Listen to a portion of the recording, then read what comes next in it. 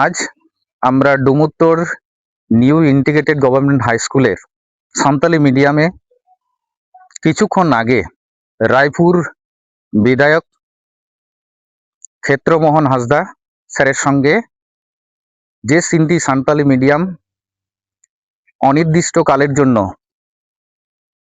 Class বয়কটের সিদ্ধান্ত গ্রহণ করা হয়েছে, তার নিরিখে আজকে এই ডুমুরতর হাই স্কুলের আলোচনার আমরা বসেছিলাম। সেই আলোচনাতে আমাদের যে কথা উঠে এসেছে তাদের মুখ থেকে,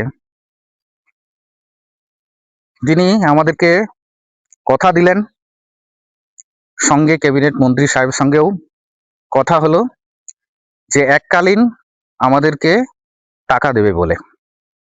সেই এককালীনটা আমাদের কাছে একটু শোচনীয় হয়ে আসছে, কারণ আমরা চাইছি সাম্মানিক মান্থলি যেন এই টাকার বরাদ্দ করা হয়।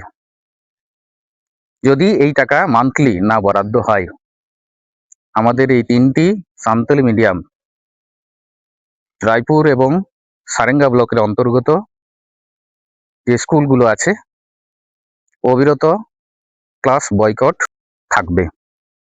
এবং আশা করি ঊর্ধ্বতন কর্তৃপক্ষ এবং প্রতিনিধি এটাকে অতি সত্বর সলিউশন বা সমাধান করবেন। আর যদি না হয়, তাহলে আমরা যে পদক্ষেপটা গ্রহণ করেছি, যতদিন পর্যন্ত এই সমাধান হচ্ছে না ততদিন পর্যন্ত আমরাও স্যার কর্মসূচি গ্রহণ করে যাব।